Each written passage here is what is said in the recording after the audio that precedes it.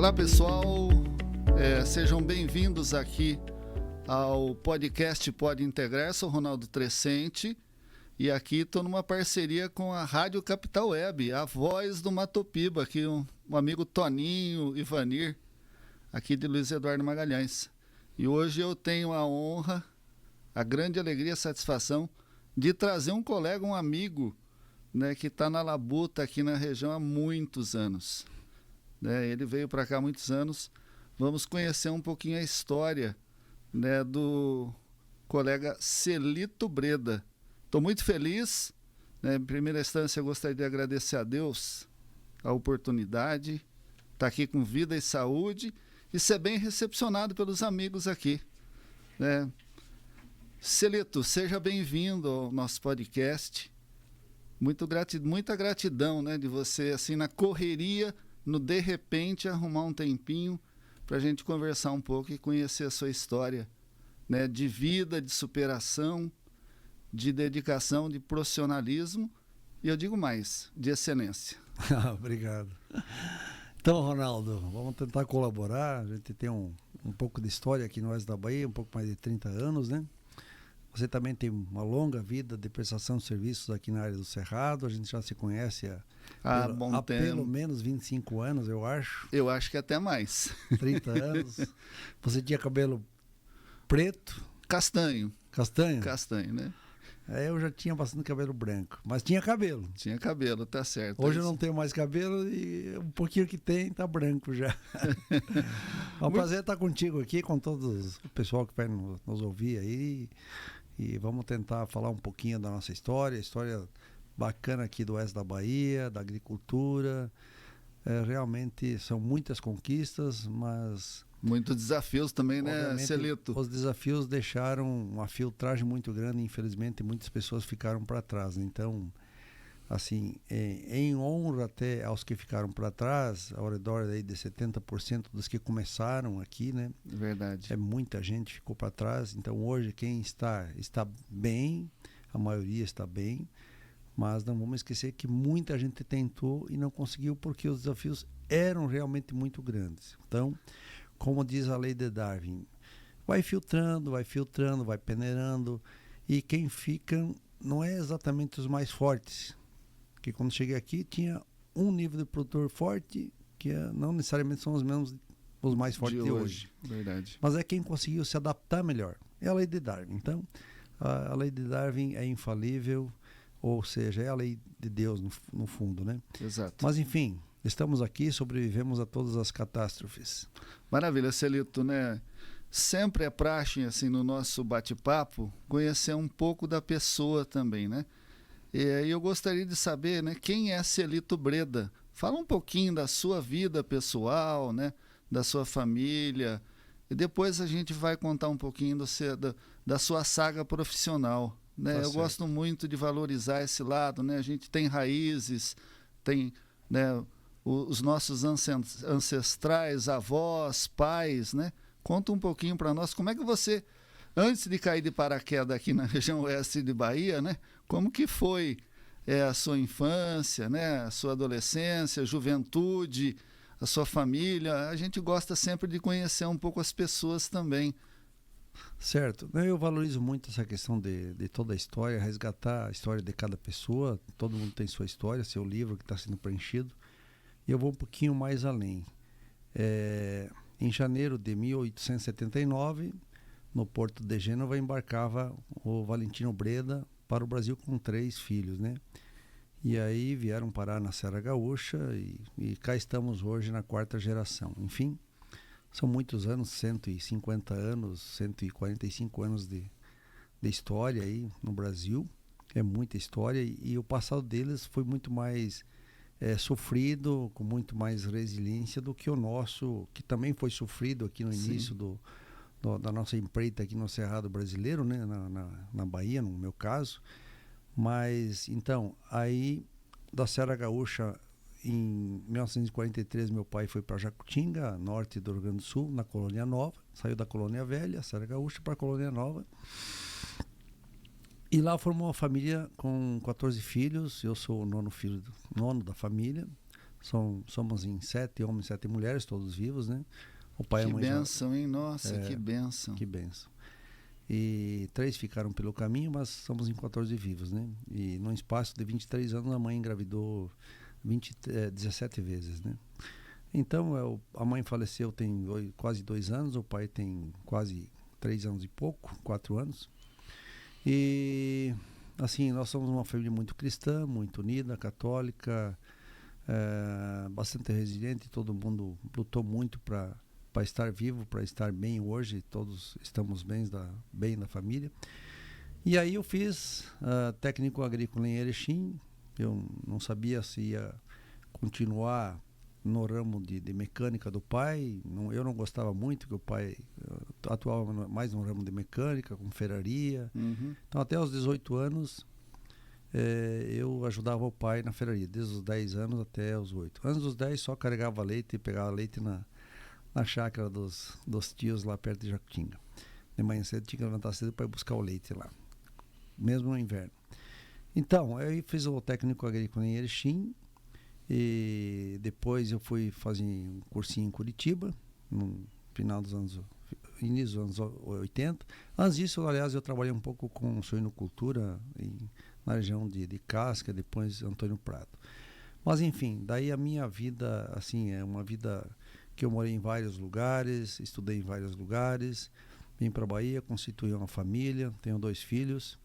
Minha esposa Adriana mora em Barreiras, eu moro em Barreiras, moro um pouco em Luiz Eduardo, tenho um apartamento em Curitiba, moro um pouco na fazenda no Piauí, e a gente vai lutando. Eu tenho já um acúmulo de 9 vidas, além da primeira que eu nasci. Eu tive 9 oportunidades de partir, Deus me deixou aqui. Então, alguns desafios ainda, talvez eu vou ter que cumprir nessa vida, né? Estou muito satisfeito. Tudo que está acontecendo comigo hoje, eu considero que estou no lucro, porque já passei por 9 grandes desafios de saúde, né? Não é qualquer um que tem 9 vidas, mais do que o gato. Não é gato, né? Mas tem 7, você já superou. E assim, as pessoas perguntam, mas uma pessoa que já quase morreu 9 vezes, qual é o sentimento? O sentimento é que quando tem muita gente orando, torcendo por você, não só médicos, não só enfermeiros, não só... Tem vários anjos da guarda, eu, graças a Deus, dou muito trabalho para eles me atendem. Verdade. Quando eu peço ajuda, eles me atendem. Sei lá, tem 1, 2, talvez tenha 10 anjos da guarda, porque é muito trabalho que eu dei para eles, né? Então, eu estou muito satisfeito com tanta gente que já rezou por mim, torce ainda por mim. E por isso eu tento fazer muito pela coletividade, tanto na área de família. Basicamente, 80% dos encontros de família lá do Sul, ou aqui da minha família Buscapé, da minha esposa, sou eu que organizo os encontros. É uma forma de eu retribuir um pouquinho o que eles torcem, oram por mim. Lá no Sul também, desde os 18 anos, eu reúno a família Breda. Desde os meus 18 anos de idade eu comecei... Consegue reunir celito anual ou um pouco mais? Todos os anos. Todos os anos. Que maravilha. Já promovi algumas viagens, contratei o ônibus por minha conta, botei a família toda dentro do ônibus, rodamos o Brasil afora. Hein? Não imagino a barulheira que essa italianada junta faz. E chimarrão, e piada, e comendo salame, e pão, e vinho. E vinho, e aí vai, né? Um monte de coisas boas acontecendo. Então, assim, é uma família tradicional italiana, e eu tenho cidadania dupla, tenho cidadania brasileira e italiana também. Meus filhos também têm cidadania, e me estabeleci aqui em fevereiro de 88, né? Então, já em 97 casei, em fevereiro de 97, aliás. E estou muito satisfeito, os baianos receberam a gente aqui de braços abertos, um povo bastante hospitaleiro, povo nordestino e tal. Me senti um pouco fora do ninho quando caí aqui meio de paraquedas, não conhecia ninguém aqui da região, né? Saí lá do Rio Grande do Sul, passei pelo Paraná. Você fez agronomia na Universidade de Passo Fundo, isso, não foi? No PF. No PF. Me formei final de 87, né? Tem mais gente formado aqui, né? O nosso amigo Ivanir formado lá também. O Maia é praticamente da minha terra ali do lado, né? Campinas do Sul, né? Mas enfim, daí eu Não sei por que cargas d'água, Deus me colocou aqui no caminho da Bahia, eu queria ir para o Mato Grosso. E aí um certo dia um fazendeiro daqui, que tinha uma casa lá em Marechal Rondon, a mãe dele morava lá, me chamou para uma entrevista. Eu fui lá, conversei 10 minutos com ele e acertamos de eu vir para a Bahia. E cá estou, né? Estou muito satisfeito, 37 anos e meio aqui. Que benção, maravilha. Olha, a primeira vez que eu vim na Bahia foi em 1987. Eu trabalhava na FT e a gente tinha uma parceria com o italiano Cornélio Di Piero. Não sei se você chegou a conhecer. Foi um parceirão nosso. Quando nós começamos um processo aqui de estudar a viabilidade de montar uma fundação de pesquisa, depois nós tivemos junto no processo lá da Fundação Cerrados, né? Isso, junto verdade. Com o Plínio, lá da Embrapa Isso e mesmo. tal. Então a gente se encontrou muitas vezes lá em Brasília ali. Mas aqui a gente começou um processo também, foi em 94, 95. E aí eu chamei o Cornélio Di Piero, esse italiano, que já faleceu, um super visionário da região, um cara gente finíssima e tal. E eu chamei ele, outros aqui da região, vários agricultores, agrônomos, para a gente encarar o desafio de montar criar uma fundação de pesquisa. De apoio aqui, à pesquisa. que né? é a Fundação Bahia hoje, né? Sim. Então o Cornélio Di Piero ele ajudou muito, o Antônio Guadagnino ajudou muito, e logicamente a colega Marisete Zution foi ela perfeito. que mais dedicou tempo para que acontecesse a Fundação Bahia. E para nossa sorte tivemos um grande agricultor aí, um visionário também, empreendedor da região, que é o Ademar Marçal. E aí ele falou, não, o que precisar de dinheiro nos primeiros anos eu banco. Então ficou mais fácil criar uma fundação de pesquisa. Nós tivemos uma base boa lá da Fundação ABC, de Castrolando, ali perto de Ponta Grossa. Depois eu promovi uma outra viagem junto com a Marisete para a Fundação Mato Grosso. Conhecemos as duas fundações que têm uma filosofia um pouquinho diferente uma da outra. Verdade. Né? E aí, baseado nas duas fundações, a gente criou uma base para criar a nossa fundação de pesquisa aqui. Já oficializamos elas em 97. Daí começamos a trabalhar a ideia em 94 e concluímos ela, oficializamos ela em 97. Em 98 ela entrou operante, né? E está aí até hoje colaborando com pesquisas agronômicas no oeste da Bahia. Então esse foi um dos meus feitos na área profissional, junto com outras pessoas. Ninguém faz nada sozinho, né? Perfeito. Você sabe disso, a coletividade impera aqui no oeste da Bahia em todos os sentidos, não só para criar uma fundação, uma associação, para dar certo o manejo de pragas integrado na forma de coletividade. Tem que ter esse espírito do agricultor, de quem trabalha no agronegócio. Espírito de coletividade é uma coisa muito forte aqui em nossa região. Verdade. Então, nós organizamos a Fundação Bahia, depois ajudamos a organizar outras cooperativas, ajudamos a organizar a própria BAPA, que agora essa semana completou 25 anos de formação da BAPA. Eu sou uma das pessoas que incentivou a criação da BAPA, né, baseado na criação lá da AMPA do Mato Grosso, depois a BRAPA, depois as estaduais pelo Brasil afora, né? E nós também temos uma história assim bacana, no meu caso, né? Na fazenda que eu trabalhava já em 88, a gente começou uns testes para implementar o sistema de plantio direto na região.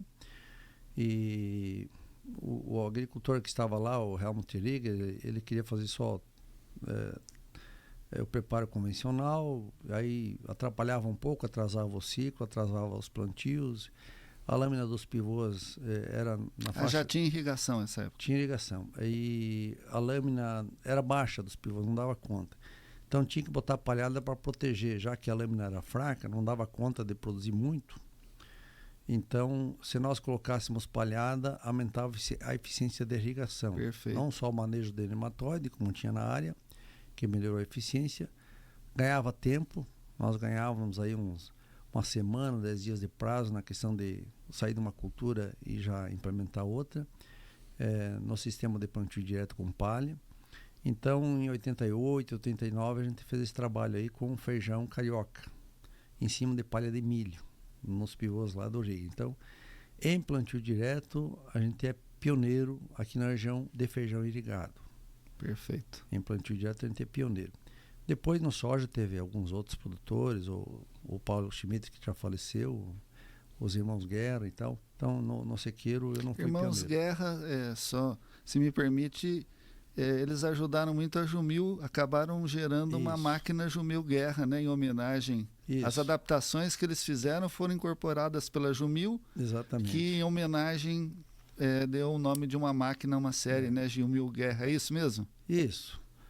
Uma das coisas que quando as plantadeiras vinham de fora, assim, o disco de corte era pequeno, o sulcador embuchava muito, uma série de coisinhas assim, a distribuição não era boa, a compactação atrás era diferente, o solo arenoso, com bastante silt, né, e tal, então era diferente do Paraná, que tinha um monte de palhada, era argila, tinha matéria orgânica, então as plantadeiras não vinham pronta para nossa região, nós tínhamos que fazer adaptações. Perfeito. Como eu fiz na fazenda do Rieger, com um mecânico excelente que tinha lá, o seu Arlindo, o seu Armindo Klein, aliás, Armindo Klein, me ajudou muito, né? E a gente conseguiu implementar 2 pivôs de plantio direto em 88 e 89 com muito sucesso. Então, também foi um dos feitos que eu participei aqui no Oeste da Bahia, de uma prática de plantio direto que eu considero talvez a maior, talvez ou a segunda maior, a primeira talvez foi corrigir os solos ácidos do Cerrado brasileiro, que foi uma ideia até do Norman Borlaug, que Prêmio Nobel da Paz em 1970, um americano, né? Mas, enfim, talvez a principal tecnologia do Cerrado hoje é o plantio direto, e eu participei do início aqui na região, então isso me dá muito orgulho também. Não fui só eu, né?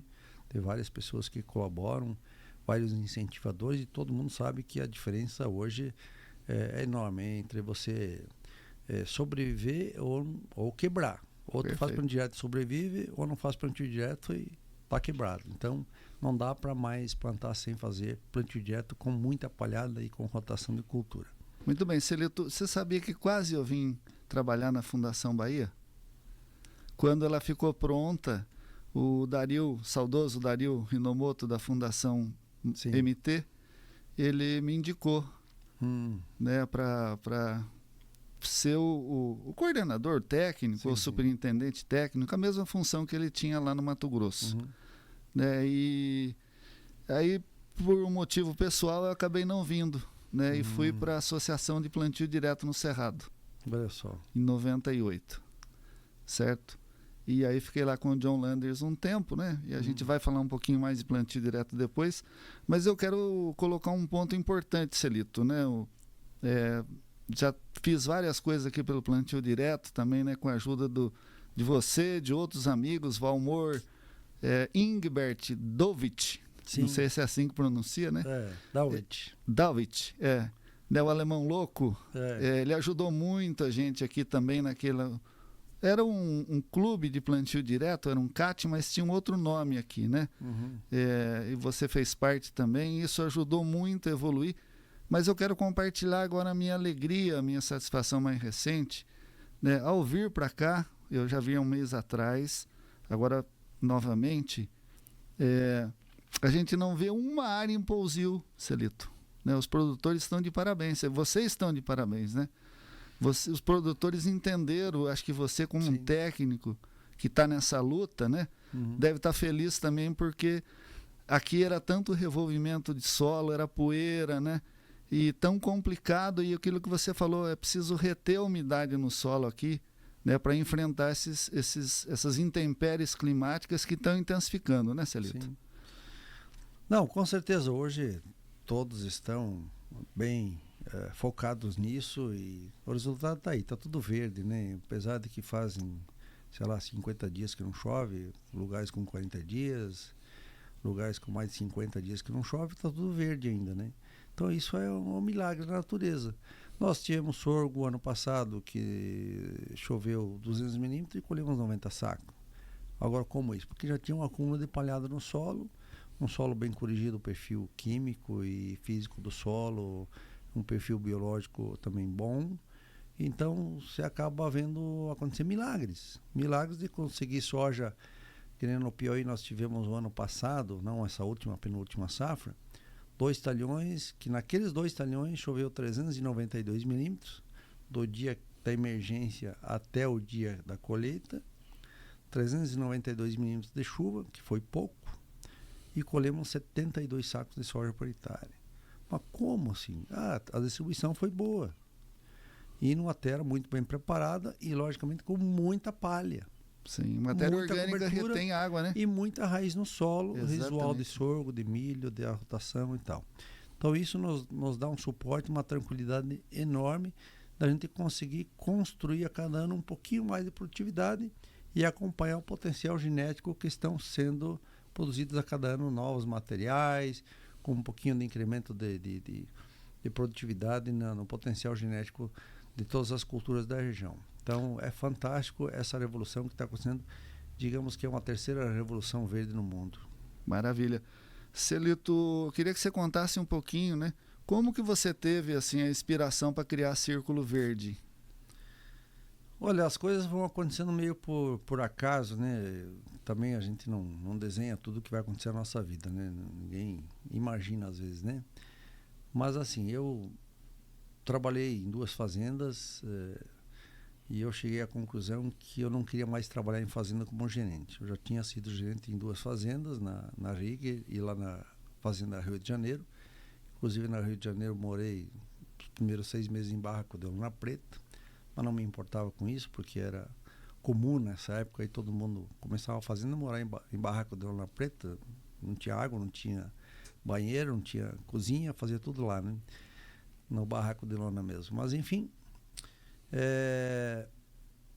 também trabalhei uma época em escritório de planejamento e ficava muito tempo na cidade fazendo os projetos em si, e ia pouco para as fazendas, então ia só 5 vezes por safra nas fazendas, e eu, como gostava de estar na fazenda, eu não me adaptei muito em ficar muito tempo na cidade, né? Aproveitava o lado bom da cidade, né? Aproveitei bastante lá em Barreiras, no caso, que aqui quase não tinha estrutura aqui no Eduardo, era mimoso, né? Mas enfim, daí quando eu saí da segunda fazenda, fui prestar serviços para um amigo nosso, o Iselino Carvalho, que tu conhece. Ele tinha um escritório da ProPlanta, fazer Proagro, medição de área, uma coisa e outra. Tinha dado umas crises, umas veranico na região. Não tinha ainda quase nada de plantio direto na região. Então a gente sofria muito com os veranicos. Trabalhei com ele assim, como freelance. E nesse meio tempo que eu trabalhava com ele, alguns produtores, pela experiência que eu já tive em áreas irrigadas com feijão, com um pouquinho de milho, com um pouquinho de arroz irrigado, com melancia, abóbora, me convidaram para dar uns palpites. Uns 3 ou 4 produtores. Um deles era o João Barata, que depois foi pioneiro aqui na região do oeste da Bahia em café. Uhum. Então eu meio que criei uns 3 clientes. Antes de criar Círculo Verde, eu vi que era uma coisa que poderia dar certo eu ir para esse lado aí de prestação. Tinha demanda, né? Tinha demanda. Aí juntei com um amigo meu compadre Roque Rodrigues de Freitas, que também trabalhava em fazenda. Chamei ele para a gente fundar a Círculo Verde e ampliar nossos clientes. Aí nós começamos em maio de 92, são 33 anos. E nós damos muito bem. Maravilha. Conta um pouquinho os maiores desafios e conquistas nesse período para nós, Celito.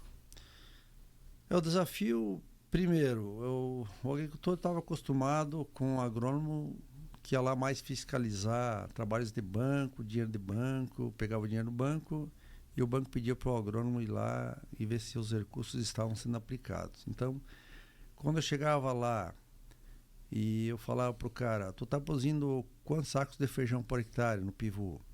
Eu estou produzindo 35. Mas se eu vier 2 vezes por semana aqui e fazer você produzir 45, tu me dá quanto desses 10 sacos a mais se eu conseguir produzir a mais? Não, te dou 10%. Tá bom. Pegava a agenda, botava lá o que eu tinha acertado, ele assinava, eu assinava e estava feito o nosso contrato. Perfeito. Então ele tinha uma certa resistência, daí eu meio que aceitava as propostas, eu e o Roque, né, do que eles propunham. Outros lá já tinham conseguido média 40, não, a partir de 45 eu vou te pagar uma coisa, mas a tua média foi 40, não, só te pagar acima de 45, só que em vez de eu te dar 10%, do que passar de 45 eu te dou 20%. Uhum. E foi muito bom, porque com todo o serviço que a gente fazia, eu descobri uma coisa, que até hoje é uma lei. Faça bem feito o feijão com arroz. Na hora de regular bem um arado Sans, um arado disco, um arado Iveca, poucos sabiam regular dentro das fazendas. Uhum. A gente sabia. Eu já tinha feito isso trocentas vezes. O rock, mais ainda. Na hora de regular um pulverizador, uma plantadeira, a mesma coisa. O aplicador de calcário, o cara fazia com 10 metros, quando o ideal era 7 metros de largura. Um aplicador de KCl, de ureia, ou qual a umidade ideal, ver se tinha orvalho na hora de pulverizar um defensivo. Detalhes que às vezes o cara que era gerente não tinha noção de como fazer essa parte técnica, agronômica dentro da fazenda. Celito, me permita, eu vou lembrar de um amigo nosso saudoso que ele falava muito isso aí, Dirceu Gassen. Isso. Faça o básico bem feito. Foi meu professor. Foi seu professor. Aprendi muito com ele. Idem, Foi meu professor em Passo Fundo.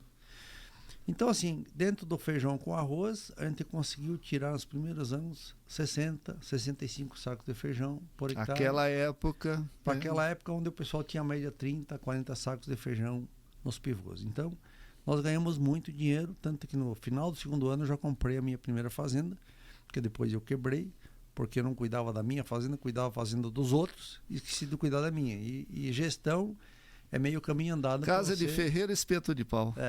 Então, eu gostava de atender a área de consultoria, eu tinha a fazenda mais com um lobby, né? E não pode ser assim, fazenda tem que administrar bem ela, né?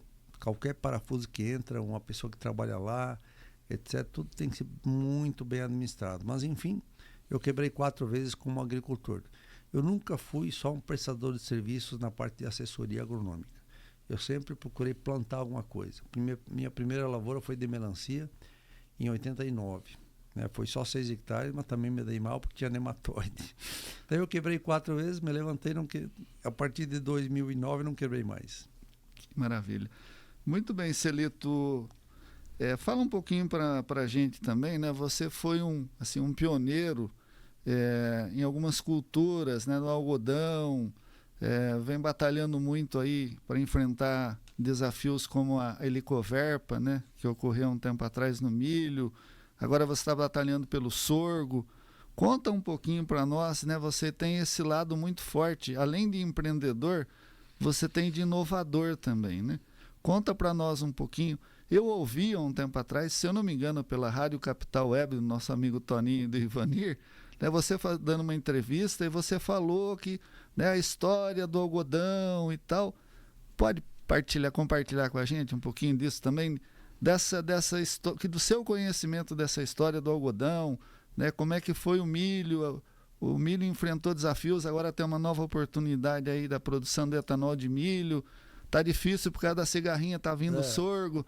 É desafio também do milho que nós vamos lançar. Mas olha, vou pedir assim, nós vamos fazer um intervalinho para respirar, tomar uma água, e aí a gente retorna e você, né, continua contando essa história para nós. Tá bom. Eu gostaria de lembrar que esse trabalho, Celito, conta com o apoio da Jefoscal, né, que é uma empresa aqui de Luiz Eduardo de Magalhães, que é um fosfato, né, um fertilizante mineral misto, que é multinutrientes, né, que está revolucionando o manejo da fertilidade do solo no Brasil.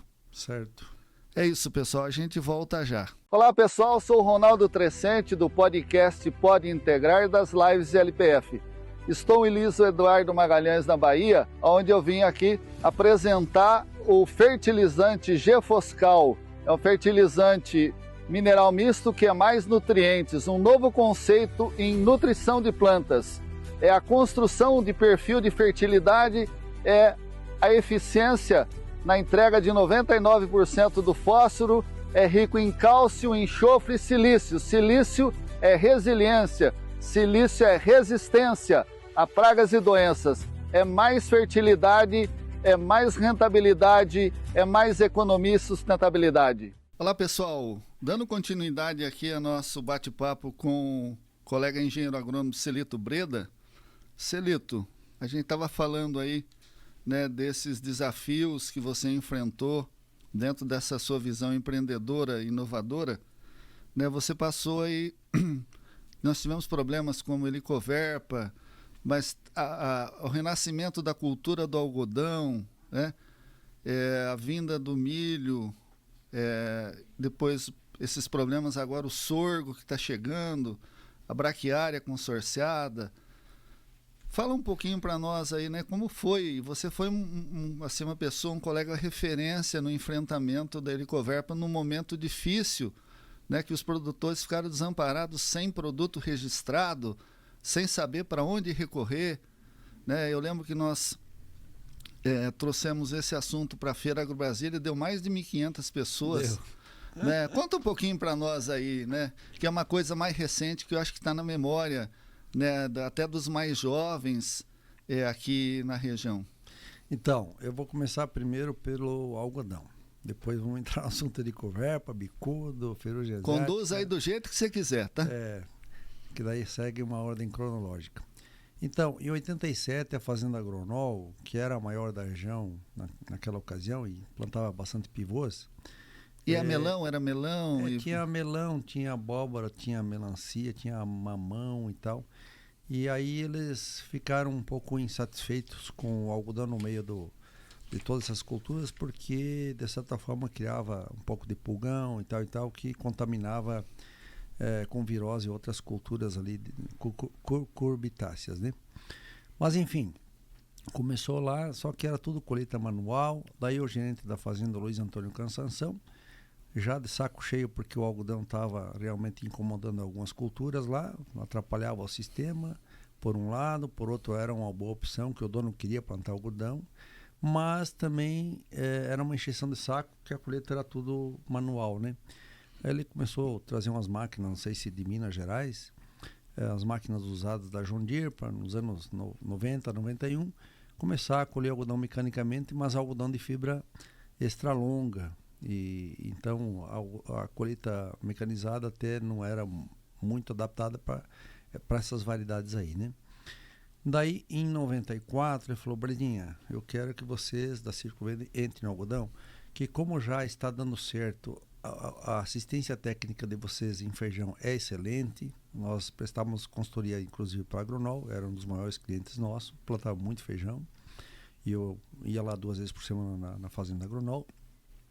Ele gostou muito do sistema que nós fazíamos de prestação de serviço e falou: se vocês fizerem o que vocês fazem para o feijão, fazem a mesma coisa para o algodão, né, e adaptar variedades e tal, tecnologia que usa em outros estados, adaptar aqui para a região, eu tenho certeza que o algodão vai dar certo aqui na região, mas tem que ser comprometido, vocês têm que fazer o mesmo nível padrão de assistência técnica que vocês fazem no feijão irrigado, que fazem na melancia, fazem na abóbora, fazem várias culturas irrigadas como a gente fazia, né?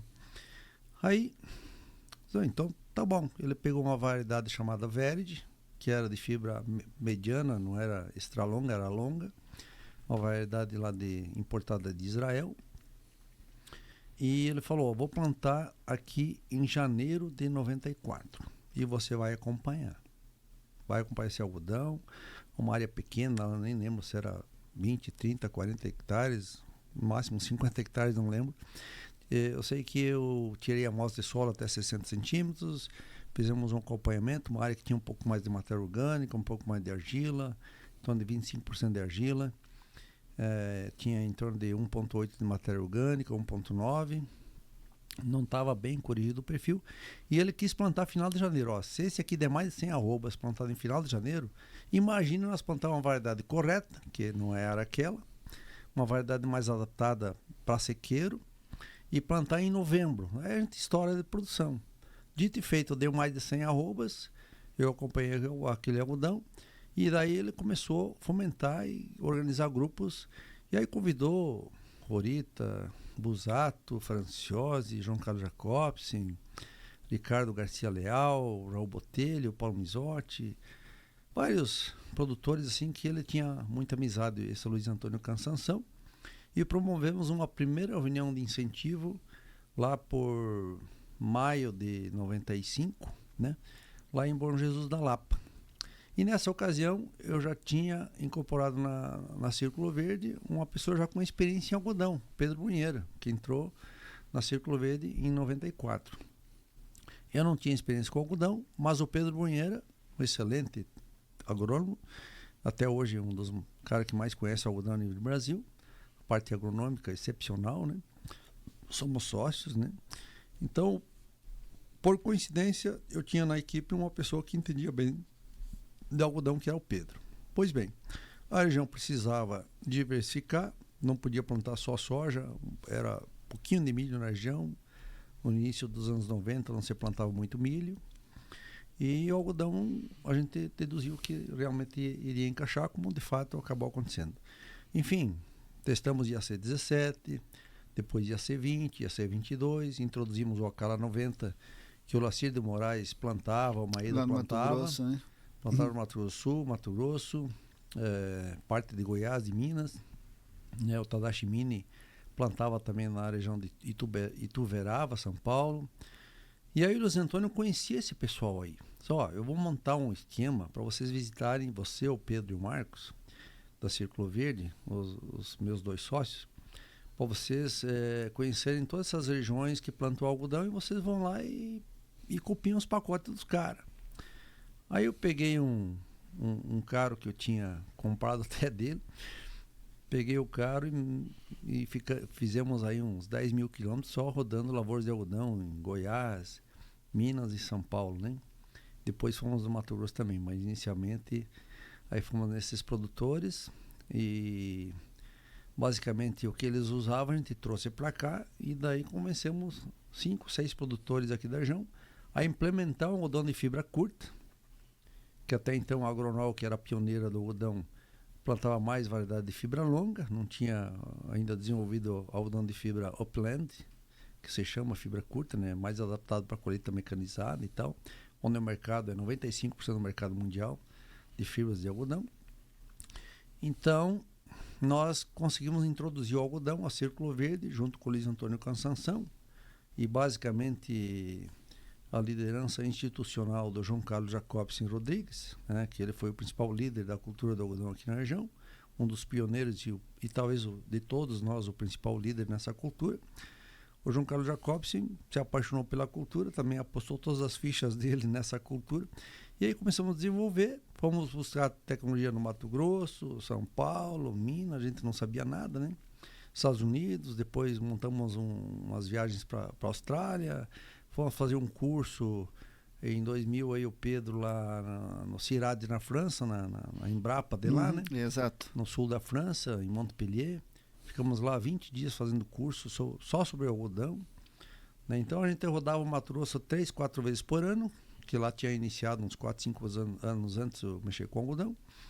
E aí aprendemos muito com esse pessoal do Mato Grosso, com a Austrália, com os americanos, com os franceses, que eles já tinham um domínio do algodão aí há mais de 400, 500 anos, e nós não tínhamos, né? Já tinha sementes das empresas americanas, Delta Pioneer? A Delta Pioneer tinha aqui através do Acala 90, mas assim, não era oficial. No Brasil só podia plantar variedades do IAC do IAPAR. Correto. Não era permitido, a lei não permitia, não sei quem criou essa baboseira aí, a lei não permitia plantar Delta Pioneer no Brasil. Tinha que ser IAC ou IAPAR. E da Embrapa daí pegou o Acala 90 e adaptou e chamou de ITA 90.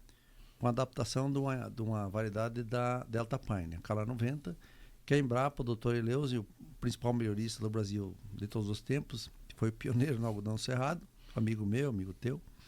O Dr. Eleuze, que trabalhava na Embrapa, junto com o Lacir de Moraes, na Itamaraty Norte. Aí começou a plantar esse Acala 90, que desbravou o cerrado brasileiro. E aqui deu muito certo o Acala 90 também. Muito bem. Fale um pouquinho, né, desse desafio agora do milho, né? A Helicoverpa, que tirou o sossego de muitos produtores. O pessoal brinca, Celito, que ela comia até copo plástico, né? Ela furava, a bichinha era danada. Olha, na verdade, eu não queria liderar o processo da Helicoverpa a nível de Brasil, na parte técnica. Acabou caindo no meu colo esse problema aí por 2 motivos. Um, que eu já conhecia a praga, e outro motivo que eu conhecia lá do Sudão, do Moçambique, da França, dos Estados Unidos. Então eu já conhecia a praga, e Estados Unidos não, Estados Unidos era Helicoverpa zea, no caso, não era armígera.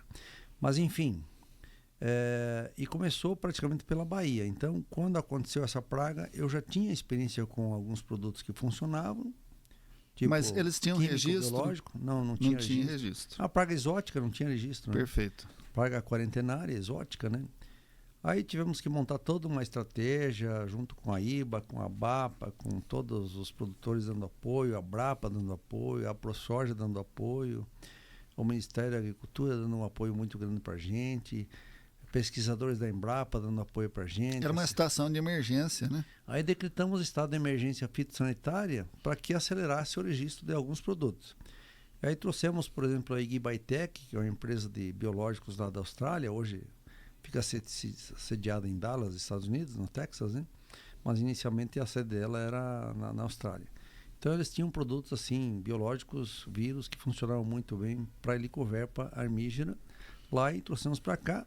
Inclusive o Anthony, que lá em Brasília a gente levou lá na Agro Brasília, o Anthony foi um dos palestrantes da Helicoverpa, que foi eu que indiquei lá para aquele evento que conseguimos 1.500 participantes lá, que eu estava coordenando aquele evento lá na Agro Brasília, que você estava junto com a gente lá, né? Que foi muito bom, né? Sim, perfeito. Deu um start muito bom, acordou muita gente. E ali nós concluímos assim, ó, Helicoverpa não se trata só com químico ou só com manejo cultural ou só com BT. Tem que ter controle biológico junto, senão não resolve. E eu encabecei, de fato, muitas reuniões com participação de entomologistas da Austrália, Estados Unidos e principalmente aqui do Brasil, junto com o ministro da Agricultura, junto com o presidente da ProSoja, junto com o presidente da Abrapa, o Gilson Pinesso. Abramilho, né, também. Abramilho. E aí encampamos assim, ó, tem que registrar tal produto, é melhor, tem que acelerar o processo de controle biológico no Brasil, tanto que a partir de 2013 e 2014 deslanchou o uso de biológico no Brasil devido ao problema da Helicoverpa armígera, que fui eu a pessoa que trouxe essa tecnologia junto com a BAPA, no caso, né? Trouxemos essa tecnologia aqui para o Brasil. Eu liderei uma missão para a Austrália em 2013 com 13 pessoas, entre produtores, pesquisadores e consultores. Eu que organizei a viagem pela BAPA, que me deu carta branca para organizar lá para a Austrália, que era um país que já sofria muito com o problema de Helicoverpa armígera e a punctígera, duas espécies principais que atacam lá no algodão da Austrália e outras culturas. Enfim, aí viemos com uma bagagem muito grande da Austrália em janeiro de 2013 e nem se tinha oficialmente ainda que Helicoverpa era armígera, como é que era, a Embrapa não tinha ainda a taxonomia dela. Mas enfim, era armígera mesmo. E aí com essa bagagem toda que a gente trouxe da Austrália, depois outras viagens para os Estados Unidos e tal, nos embasou muito para que a gente acelerasse o registro de produto, aprendesse com o entomologista da Austrália, o David Moore, sobre o manejo dela, logo pós-colheita, antes de colheita, na entre-safra, enfim, tudo isso. Monitoramento, né? Dinâmica dela, populacional, tudo, né? Tudo isso a gente aprendeu, acelerou nosso aprendizado com entomologistas de fora do Brasil que tinham domínio sobre essa praga aí. Perfeito. Eu tinha um certo conhecimento porque eu ia, a partir de 2010, eu ia muito para o Sudão, Moçambique, e lá já existia essa praga aí, a Helicoverpa armígera. Sim. Eu já sabia de alguns produtos que funcionavam, químico e biológico, e outros que não funcionavam. Então, apesar de que na teoria muitos produtos químicos funcionavam, mas na prática eu sabia que lá não funcionava, aqui também não ia funcionar. Tropical também, né? Então eu trucava muita gente que vinha com recomendação teórica. Não, eu truco isso aí, eu não aceito, eu acho que esse aqui não funciona, esse aqui funciona, esse aqui não funciona. Então nós damos foco. E quando o ministro da Agricultura me questionava, mas como é que tu fala com tanta firmeza isso? Porque eu tenho experiência. Você tem experiência? Se você não tem, então tem que ouvir quem tem. Celito, lembrei do nosso amigo John Landers, né? O nosso inglês, John Landers, da PDC. Ele fala assim, se você tiver, né, uma discrepância entre a prática e a teoria, fique com a prática. E eu já tinha a prática da Helicoverpa, não tanto, né? Porque ela foi muito agressiva aqui. Mas enfim, é um problema que gerou aí inicialmente 2 bilhões nos primeiros 2 anos, depois continuou dando prejuízo. A nível do Brasil, acho que deu um prejuízo de mais de 10 bilhões de reais, que se atualizar em valores de hoje dá mais de 30 bilhões. Mas foi um aprendizado também, né? Evoluiu muito, profissionalizou produtores, colegas, né? Profissionalizou. De maneira geral, assim, o grande feito da Helicoverpa foi introduzir o controle biológico de pragas e doenças no Brasil. Esse foi o maior lucro da Helicoverpa armígera. Muito bem. Celito, fala um pouquinho também, né, nesse espírito seu, você inicialmente comentou, né, dessa visão coletiva, como foi a ideia da criação da Cooper Farms? Então, eu ia muito para Mato Grosso, até eu era sócio da Fundação Mato Grosso, né, na parte de algodão, e o pessoal me incentivava muito lá, principalmente o Sérgio Nogueira, o Alexandre Botan, Gilson Pinesso, líderes lá do Mato Grosso, já tinham formado algumas cooperativas lá. E daí, principalmente o Alexandre Botan, que plantava também algodão aqui na Bahia, e era meu cliente, eu que trouxe ele para a Bahia. O cara é engenheiro agrônomo também, produtor de um nome fantástico, um profissionalismo. Daí ele falou, você tem que formar cooperativa na Bahia, porque os defensivos que vocês estão comprando estão pagando muito caro, nós estamos comprando mais barato, mas vocês têm que se organizar. Aí me falava de preços assim, eu fiquei assustado, né? Aí inicialmente eu lancei a ideia para criar a Unibaía, junto com o João Carlos Jacobs, Marcelo Flores, Celito Mício, Isabel da Cunha e mais alguns produtores, né? Celito Paulo Chimorreira. é esposo da Carminha Mício? Isso, Celito Mício. Ah, perfeito. Convidei ele para participar da primeira cooperativa que a gente fomentou, que foi a Unibaía, que existe até hoje. Marcelo Flores é o presidente. E depois, uns 3 ou 4 anos depois, daí fomentamos a criação da Cooper Farms, que já nasceu uns 4 anos depois da Unibaía. Então, assim, a gente percebeu que se a gente se unisse, nós seríamos mais competitivos na compra e também na venda, como de fato comprovou com o tempo. Era uma quebra de paradigmas, foi uma quebra de paradigmas, porque o esquema da região era em cima de revendas agrícolas, eles não gostaram da ideia da gente se organizar. Sim. As multinacionais também não gostaram da ideia, porque nós íamos pedir para reduzir custo. Perderam os reféns. Eles. Então, ninguém gostava da ideia. Era uma verdadeira quebra de paradigma. Então, eu fui muito sacrificado, levei muita pedrada. Financeiramente, assim, se fosse olhar o lado financeiro, o que eu ganhei não teria valido a pena, mas eu, sim, como profissional... E pessoa, né? Como eu consegui realmente, junto com várias outras pessoas, lógico, ninguém faz nada sozinho, incrementar um novo padrão de preços de defensivos agrícolas aqui na região da Bahia, dá para dizer que foi a Unibaía e a Cooper Farms, 2 cooperativas que eu participei desde o início da criação. Maravilha. Celito, como você vê aí essa chegada agora das empresas investindo, né, na produção de etanol de milho? A gente sabe que o milho é uma cultura muito importante e necessária para a rotação de culturas, né? Soja e algodão deixam pouca palha e não se sustentam sem uma gramínea. Como você vê essa oportunidade que está chegando aí para o milho e que também vai chegar para o sorgo, né, Celito? Positivo. Nós estamos enfrentando uma crise ainda no milho, apesar de que se a última safra a produtividade foi boa, mas nos últimos anos, a partir de 2012, começamos a enfrentar problemas fitossanitários muito graves. Não era daí só Spodoptera, né? Até a partir de 2012 entrou muito Binil BT, até o problema da Spodoptera reduziu bastante, mas daí reduziu aplicações para Spodoptera e tinha uma praga oculta ali, que é vetor, na verdade, que é a Dalbulus maides, e aí começou a causar dano no milho. É a cigarrinha do milho? A cigarrinha do milho, que era vetor de várias viroses, né? Perfeito. Enfesamento, né? Enfesamento e viroses, né? Perfeito. Estria fina e tal. Enfim, tem 3 ou 4 vírus que ela transmite. Os molicotes. Molicutes. Me corrija, obrigado. E tem outras viroses que ela transmite também. Então, assim, pegou nós de surpresa, já existia esse problema a nível de Brasil, mas ninguém divulgava muito. Aí, em 2015, eu estranhei muito que não era comum, chamei a Pioneer, falaram que era um problema de Pythium, depois chamei a Embrapa de Palmas, falaram que talvez era um problema de Pythium com fusário, mais ligado a fusário, que enfraquecia o como, mas o enfraquecimento do como era devido aos molicutes, principalmente o molicute, enfesamento pálido e o avermelhado. E o transmissor era a Dalbulus maides e uma cigarrinha específica do milho, né? Enfim,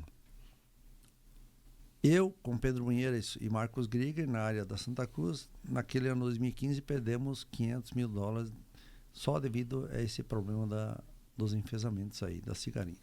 Daí chamamos uma pesquisadora da Embrapa, lá é a doutora Elizabeth Sabá, hoje está aposentada lá de Sete Lagoas, milho sorgo, né? Milho sorgo. E ela falou, isso aqui é enfesamento e está aqui o vetor, é essa cigarinha aqui. E aí eu comecei a dar entrevistas a nível local e regional e nacional, divulgando, nós temos um problema sério que vai avançar no Brasil todo. Uhum. Nós temos que fazer um aviso, um alerta amarelo para o Brasil todo, que esse vetor vai causar problemas em todo o Brasil no milho. Aqui na Bahia está forte, na minha área aconteceu isso. Você chegou a pensar em vazio sanitário para o milho? Em 2016, eu convoquei, através de alguns amigos, uma diretoria da IBA, e naquela ocasião se plantava mais de 50 mil hectares de milho para semente, plantava o ano todo, para escalonar a colheita e tal. Então não teve um clima satisfatório, assim, a adesão foi baixa, a adesão muito baixa, eu só levei paulada, em 2016. Então, os próprios associados da IBA, que trabalhavam muito com milho irrigado, não quiseram criar nem vazio sanitário, nem calendário de plantio, nem um programa mínimo de eliminação de tiguara de milho, que tinha muita tiguara de milho espalhada por aí, nem um manejo associado químico com biológico para cigarrinha. Enfim, não aceitaram absolutamente nada. Não, esse problema está aí, mas nós vamos resolver. Como é que vai esperar resultado diferente aí, fazendo as mesmas coisas, né, Celito? A mesma coisa. Isso aí é meio que burrice. Mas, enfim, daí eu abri mão. Em 2019, acionei o Luiz Pradella e a Fundação Bahia e mais as Helena Zution, Ademar Marçal, a IBA, a BAPA. Vamos fazer um documento que o Pradella entregou para a Tereza Cristina, então ministra de Agricultura do governo. Em 2019 entregamos uma carta pedindo que regulamentasse a cultura do milho no Brasil para nós fazer um programa fitossanitário mínimo para o Brasil, né?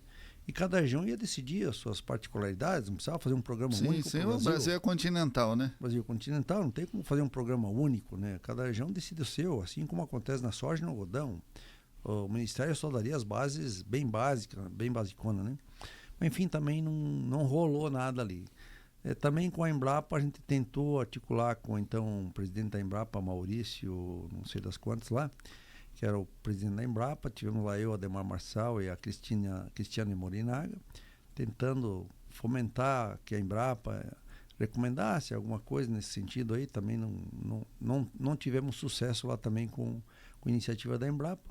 Enfim, nós estamos lutando e ontem tivemos uma grande vitória. Ontem eu pedi para a diretoria da IBA um espaço onde eu levaria nosso principal líder lá da cultura do milho na região oeste da Bahia, Luiz Pradella, que tu conhece bem, né? É o cara que mais fomenta o plantio de milho hoje na região, e plantio direto, incorporação de carbono no solo, onde o milho é altamente responsável, desde que seja feito com braquiária e tal. Inovação de consórcio, né? Que ele apresentou no encontro aqui. Isso. Daí eu chamei o Pradella, nós temos uma reunião muito importante lá na IBA e você é o nosso líder. Eu vou começar a reunião, mas você que vai ser o líder lá. A diretoria da IBA, através do Moisés Schmidt e toda a diretoria, abriu as portas para a gente, ontem de manhã, falaram, nós estamos de acordo de criar um programa, sim, focado em milho. Só que nós temos que ter um diretor voltado para isso. Pradella, tu aceita o cargo? Nós vamos criar uma diretoria de milho e sorgo para a região. Precisamos de alguém que dê foco nisso, porque eu, Moisés Schmidt, como presidente, eu não tenho condições de atender. Se o Pradella topar e a diretoria concordar, está criada a partir dessa reunião a diretoria de milho e sorgo no oeste da Bahia, que ontem foi... Que maravilha, parabéns, hein? Que coisa boa. Então foi a ideia que eu trouxe, o Pradella, graças a Deus, concordou, que ele teve um problema de saúde grave uns 3 meses verdade, atrás. 3, 4 meses graças atrás. A Deus está recuperado, mas está mais cauteloso agora, né? Mais cauteloso, mas assim, ele quer voltar a trabalhar forte, é um cara visionário, um cara que ajuda muito a região. E graças a Deus que temos uma pessoa com esse perfil do Luiz Pradella, que Sim. planta lá no Caceral, planta em outras regiões. E é um cara assim com energia positiva muito forte no milho. Então precisava de um cara desse, com respaldo na região, como ele tem.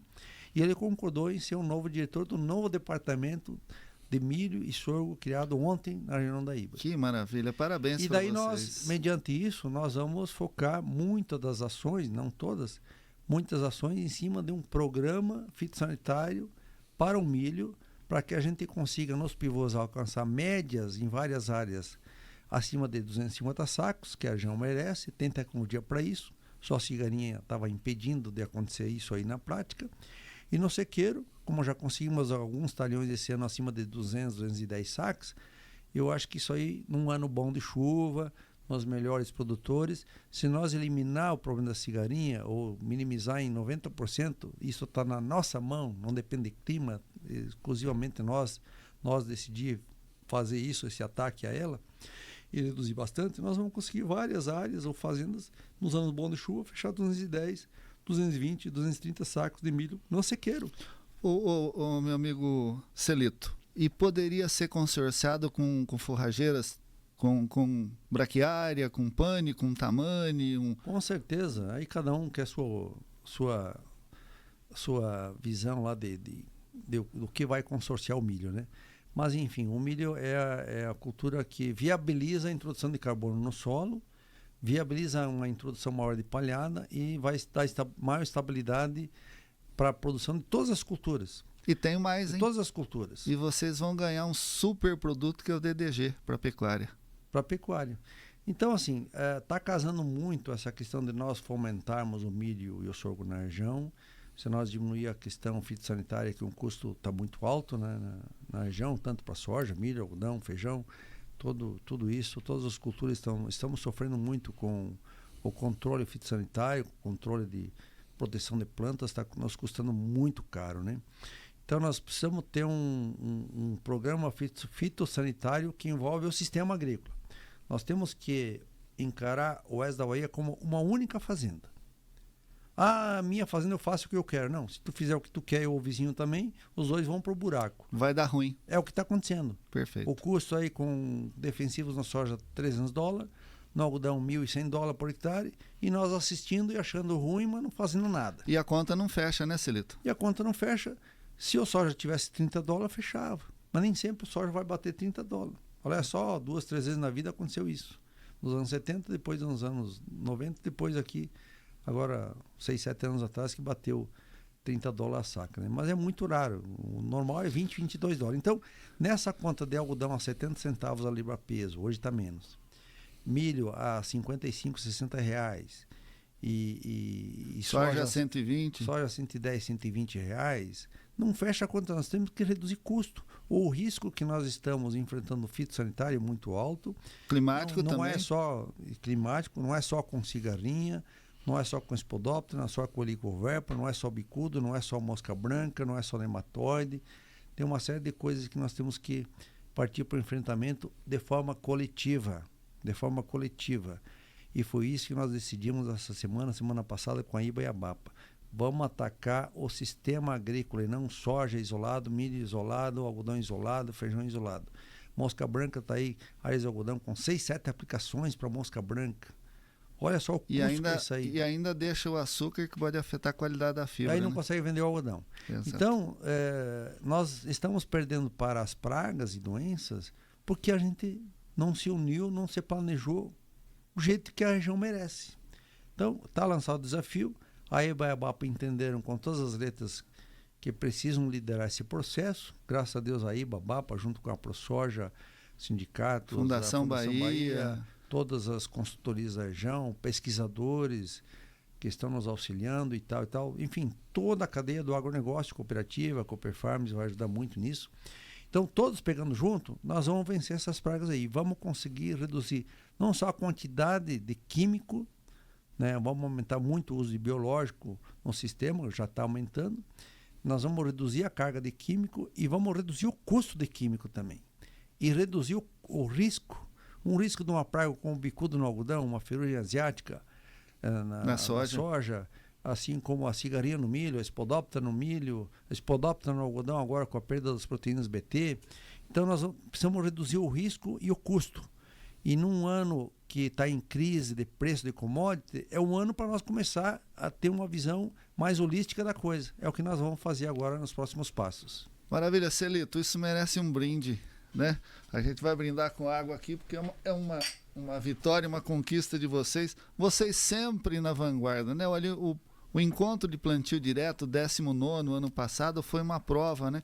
As instituições se uniram e nós tivemos um encontro maravilhoso né?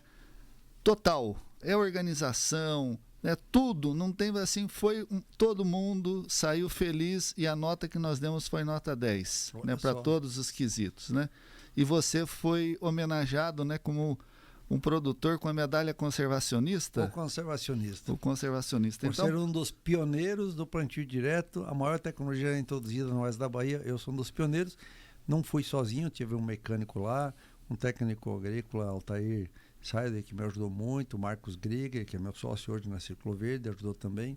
Mas, enfim, o que eu quero dizer assim, o nosso espírito de coletividade da região oeste da Bahia, com esse planejamento todo, com o produtor de cabeça aberta, acreditando no que realmente precisa ser feito com determinação, com união, com muitas ações e não só conversa, e que todos se envolvam nisso, por isso que nós vencemos os desafios e vamos vencer muito mais. Já vencemos vários e teremos muitos desafios pela frente. Graças a Deus, vamos continuar tendo que estudar e trabalhar, né, Celito? Ainda somos novinhos, né? Apesar do cabelo branco, a gente é novo, né?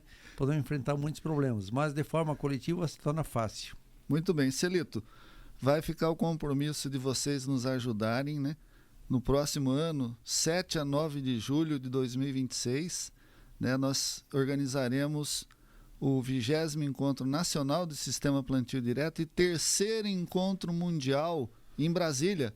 E nós contamos com todo, né, essa articulação, essa experiência, né, essa garra, essa vibração que vocês têm. Nós aprendemos muito no evento ano passado e a gente tem um compromisso de manter essa qualidade e vamos precisar muito de vocês, de toda essa união das instituições aqui do oeste da Bahia, para mostrar para o mundo, né, Celito, aquilo que a gente está fazendo na nossa agricultura tropical sustentável. Nós estamos fazendo bem. Lógico, dentro de casa a gente tem que aprender as lições, não podemos só nos elogiar, né? Mas a gente sabe onde está apertando o calo, onde podemos melhorar e devemos melhorar. Redução de custo com defensivo é prioridade absoluta hoje. E não só porque as ONGs querem que a gente reduza, porque nós precisamos mesmo reduzir, né? Precisamos diminuir o risco, diminuir o custo disso aí tudo. E nós vamos conseguir, porque nós somos pessoas determinadas e essa energia a gente pode sim passar para vocês, para quem quiser, porque tem muitas pessoas no Brasil com essa mesma energia da gente. Então, esse espírito aí que contamina, e quanto mais energia, com mais determinação a gente tiver encarando um problema, mais fácil a gente resolve eles. Maravilha, é a rede do bem, né? É a rede do bem. Muito bem, Celito, estou muito agradecido, né, pela sua gentileza, a sua vibração é contagiante, seu entusiasmo, parabéns, muito obrigado.